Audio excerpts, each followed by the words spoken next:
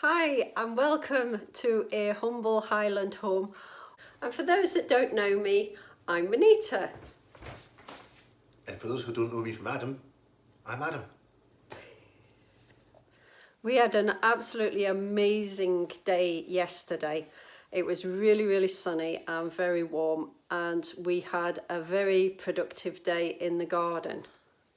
So I will try and show you the bits and pieces that we were doing in the garden yesterday, just to keep everybody up to speed with what we've been up to. But just now I'm trying to convince Adam to get our waterproofs on and go and move a table that is currently holding down the tarpaulin over the top of the wood in the kitchen garden. But as you can imagine, Adam is absolutely delighted with this fact, and it's taking some work to be able to convince him to give me a wee hand. But I'm pretty determined, and if I have to go do it by myself, then that's what I need to do. He's not looking too convinced. I will not be allowed to let you do it by yourself because the guilt will just kill me. Shall we go now then? Yes. Let's make it work. Have you noticed how the forecast, when it says it's going to be bright and sunny, it's always wrong, and when it says it's going to be chucking down with rain, it's always right? Go figure. Adam will be delighted because we've got a wee break in the weather. So I'm going to take you round to the front garden first, because we had a bonfire and we managed to clear all the hawthorn that we'd had cut back in autumn time last year. We just didn't have time to clear it all over the winter period. So it's looking a whole lot clearer now. So I don't know whether you can remember on previous videos that all this earth will gradually disappear over time, and at the back of there we've got piles and piles of stones which eventually will be used for gabion baskets and within the gardens, but at the moment it really is just dumped there and it's a bit of an eyesore, but we're working on it. So anyway, this is the area where all the hawthorn was, and for those that are used to working with hawthorn know that it's not the easiest thing to work with and to cut back, but it certainly has its benefits as well. However, we managed to clear all that and we burnt it all in there. So that's just given us a really clear space so that I can work a lot easier with de-stoning the soil for the soil that I'm using up at the top garden. I also managed to get it cleared down the verge here where we've got the daffodils. Still in bloom. I have to make the most of these because they're not here for very long. So while they're here, I will show them in every single video. Most people would be thrilled if their other half came up to them and said, "You're smoking." In my case, I'm not quite so happy. After all that burning I was doing in the garden yesterday, what Manita really means is, "You stink of smoke." I think it might be that time of year for the overalls to go in the washing machine.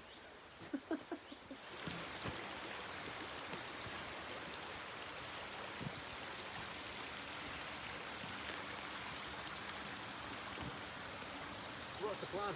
This wood onto that pile, Yep. and then that bench over there, down to here. Yes. Okay, boss. Look at everything that we got cleared yesterday. We've just got the wood that was too big to go into the chipping machine, but look at the space that's cleared up.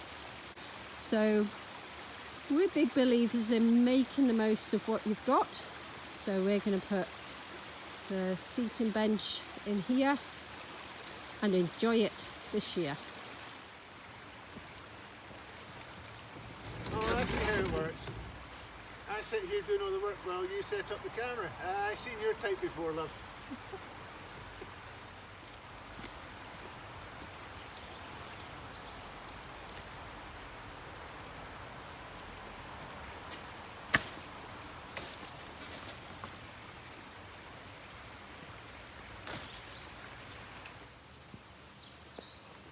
So there's one bench there that really has seen better days, because I don't think we can even save that one. But this is the one that does have a little bit of life left in it. But as you can see, we used it for anchoring down the tarpaulin, which Adam is just undoing as we speak. But let's have a look at this before we go. This is our first rhubarb plant that I planted a little while ago. So it's starting to sprout. So that's fantastic. It'll be 2 to 3 years before we get proper crop off that, but it's a start.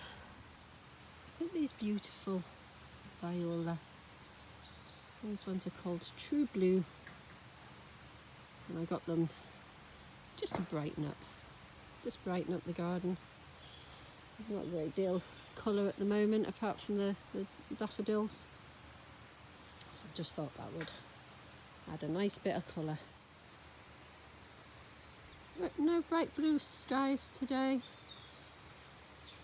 It's still lovely to hear the birds singing. Well, Adam means business. The spirit level is out. Oh, he's a good lad. Make sure we finish the job.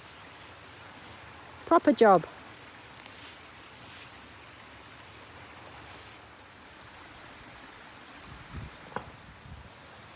So this is where all the wood chip has gone that myself and Adam chipped up yesterday.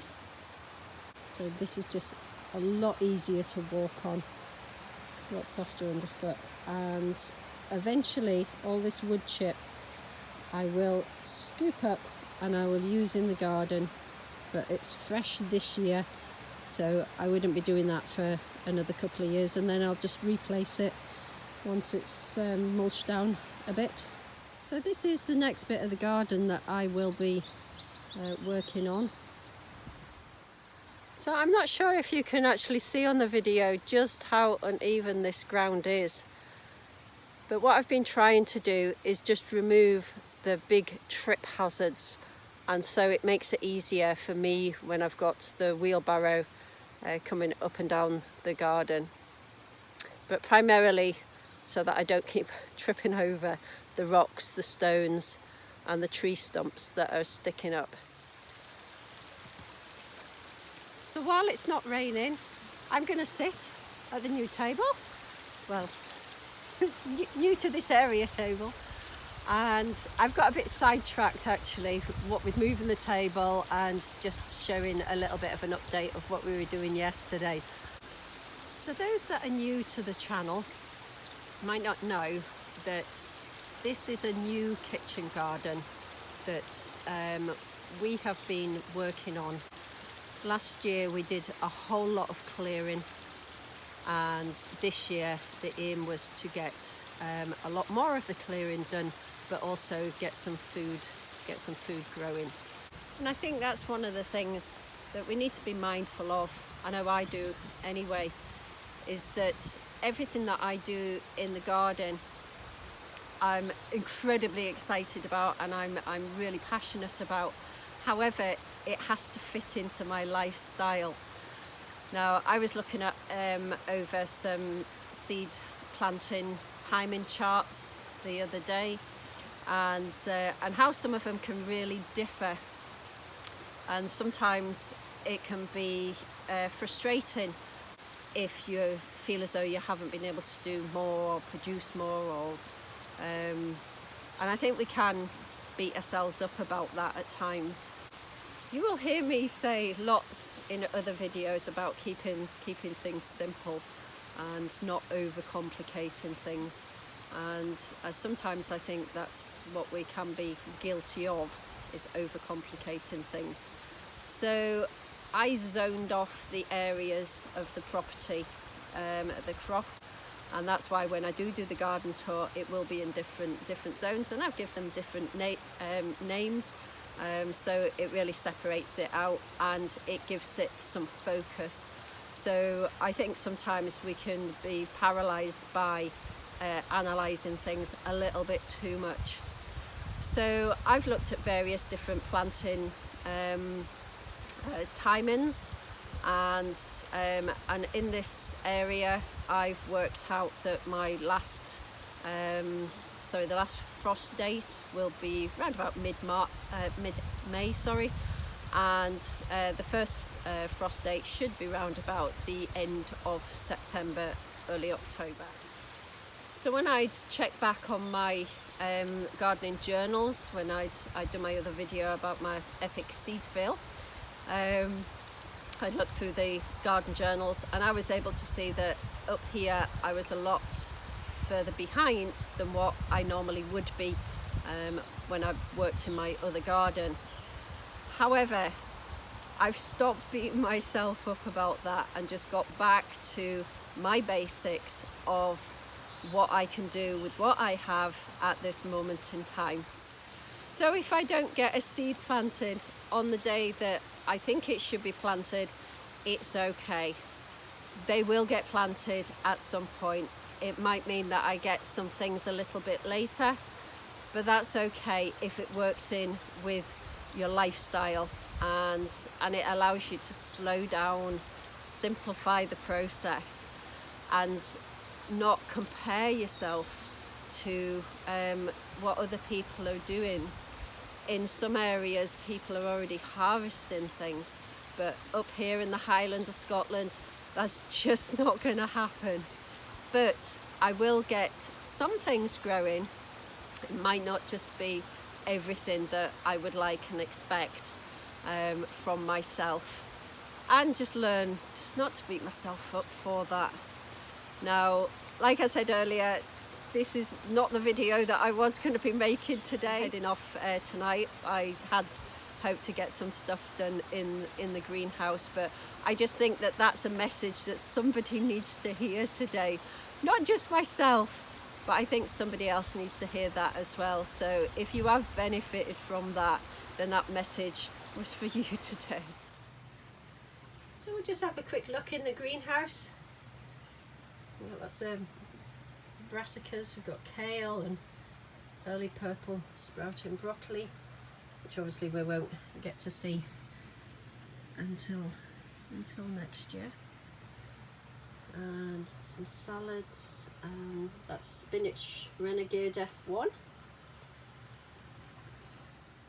And this is just a quick crop of salad and radish before the tomato plants go in. My tomato plants are still living on the windowsill in the house because we're still getting lots of frosts at night, so I don't want to risk bringing them out into the greenhouse. It's not a heated greenhouse, so I don't want to take that risk at the moment.